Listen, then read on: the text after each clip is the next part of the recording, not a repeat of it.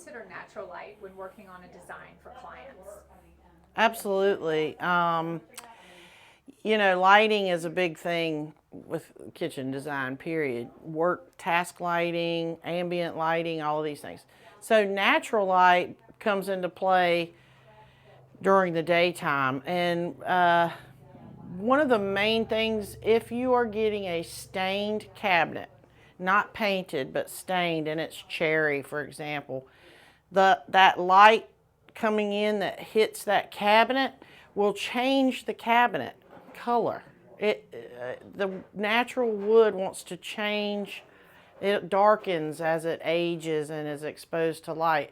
So that's a factor. If it's a direct beam of light coming into the kitchen, you want to think about that, because at nighttime you might be able to see a streak in your cabinets from that natural light. But as far as lighting up the space, natural light's always a good thing.